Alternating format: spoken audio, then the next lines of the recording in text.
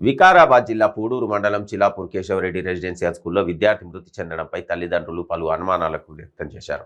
తమ కుమారుడు సాత్విక్ని కొట్టడం వల్లనే తీవ్ర అస్వస్థతకు గురయ్యాడని విద్యార్థి తల్లిదండ్రులు చెన్మమూల్ పోలీస్ స్టేషన్లో ఫిర్యాదు చేశారు. విద్యార్థిని కొట్టిన ఉపాధ్యాయుడిపై అదేవిధంగా పాఠశాల యాజమాన్యంపై తగిన చర్యలు తీసుకోవాలని తల్లిదండ్రులు యూత్ కాంగ్రెస్ ఆధ్వర్యంలో ధర్నా చేయడం జరిగింది.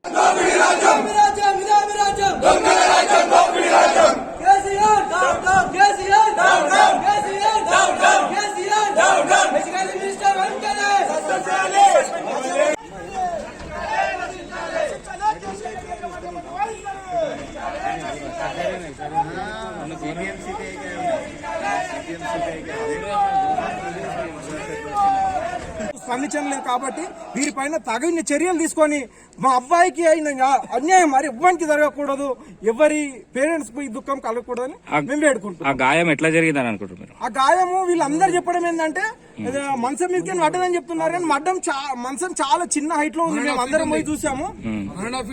1.5 feet హైట్ నుంచి పడితే అంత షోల్డర్ డ్యామేజ్ కాదు. ఇక్కడ ఏదో జరిగింది, మ్యాన్ హ్యాండ్లింగ్ జరిగింది.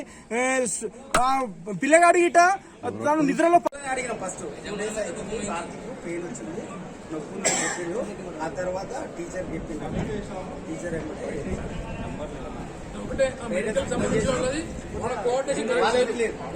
వాళ్ళు ఏం చెప్పారంటే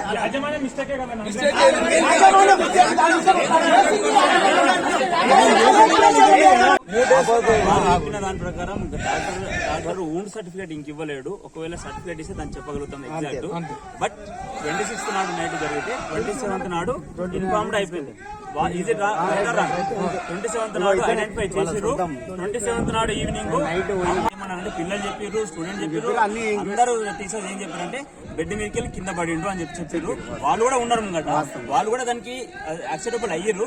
కాకపోతే ఏంటంటే ట్రీట్మెంట్ సరైన సమయంలో అందలేదని దాన్ని ఏమన్నా ఉంటే మనం చెప్పలేరు.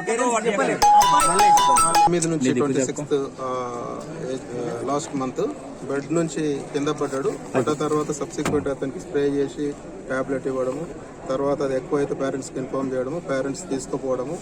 లాస్ట్కు సిటిజన్ హాస్పిటల్ నల్లగండ్లలో అబ్బాయి ఇన్ఫెక్షన్తో చనిపోవడం ఈరోజు మార్నింగ్ జరిగింది.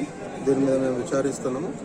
దానిలో ఏమన్నా యాజమాన్యం నెగ్లిజెన్స్ ఉన్నా లేదంటే ఇంకా అది యాక్సిడెంటల్గా జరిగిందా అది కన్ఫర్మ్ చేసుకొని ఇన్వెస్టిగేషన్లో ఆ ప్రకారం యాక్షన్ తీసుకుంటాం, లీగల్ యాక్షన్ తీసుకుంటాం.